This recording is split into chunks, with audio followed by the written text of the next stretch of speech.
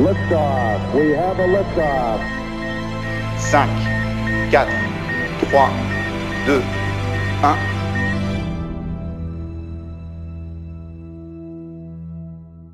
Le spatial a un passé déjà bien rempli. De nombreuses missions ont déjà quitté le sol terrestre et beaucoup nous ont apporté leur lot d'informations indispensables à la compréhension de notre univers et de notre existence. Mais beaucoup d'autres sont encore prévus pour les décennies qui viennent. La conception d'une mission spatiale est quelque chose qui prend du temps, beaucoup de temps. Un calendrier est donc régulièrement actualisé par les agences spatiales du monde entier, projetant l'envoi de nouvelles sondes, le lancement de nouveaux programmes scientifiques à destination de notre système solaire et parfois bien plus loin encore.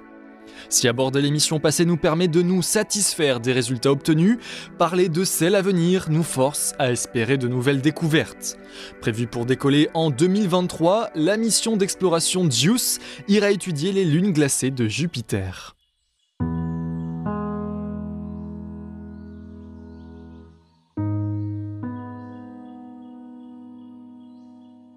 Les différentes lunes du système jovien qu'étudiera la mission JUICE, que sont Io, Europe, Ganymède et Callisto, interrogent les scientifiques depuis plusieurs décennies.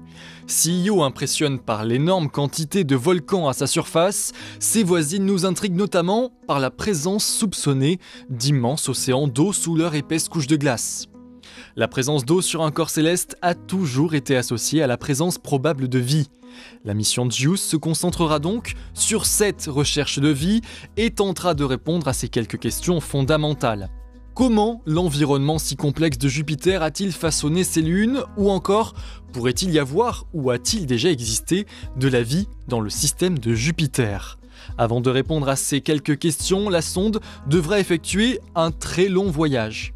Après son décollage prévu en avril 2023, JUICE viendra survoler la Terre en mai, puis Vénus en octobre, avant de revenir rendre visite à la Terre en septembre 2024.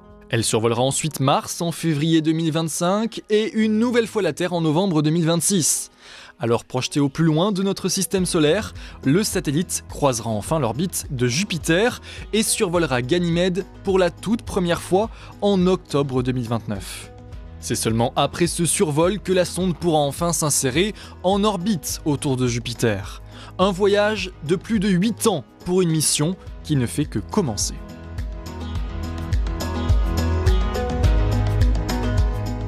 Durant ses nombreuses orbites autour de la géante gazeuse, JUICE croisera à plusieurs reprises le chemin de ses lunes. Et quand je dis qu'elle croisera leur chemin, il n'y a rien de surprenant. Tout est bien évidemment rigoureusement prévu et calculé avant même l'envoi de la mission. Je vous invite à vous rendre sur le www.lacapsuledelespace.com pour visionner en intégralité le parcours heureusement accéléré de la sonde au cours de sa mission. À l'aide de ses nombreux équipements scientifiques, la sonde aura la possibilité d'imager les satellites joviens dans différentes longueurs d'onde pour étudier plus en détail les panaches s'échappant d'Europe ou encore la haute atmosphère et les aurores présentes autour de certaines des lunes comme Ganymède. L'altimètre laser présent permettra lui de définir la topographie précise des lunes de Jupiter et d'en définir la surface précisément. JUICE étudiera en continu l'atmosphère et la magnétosphère de la géante gazeuse, ainsi que ses interactions avec ses lunes.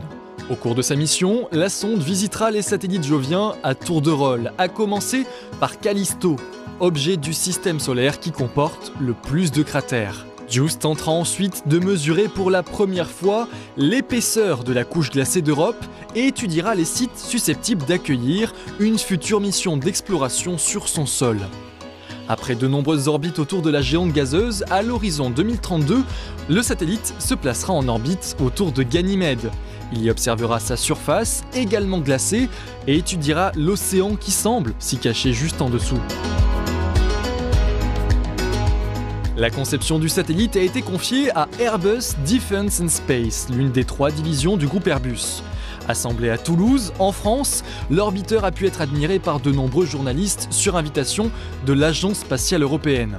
Une occasion en or pour admirer ce bijou de technologie sous tous ses angles et pour vous offrir d'impressionnantes photos à retrouver sur le site de la capsule de l'espace. Si des bruits couraient quant au décollage probable de la sonde à bord du tout nouveau lanceur Ariane 6, c'est bien au sommet de l'Ariane 5 qu'elle s'envolera pour un parcours de plus de 8 ans avant une mission scientifique que l'on espère pleine de réussite et de découvertes.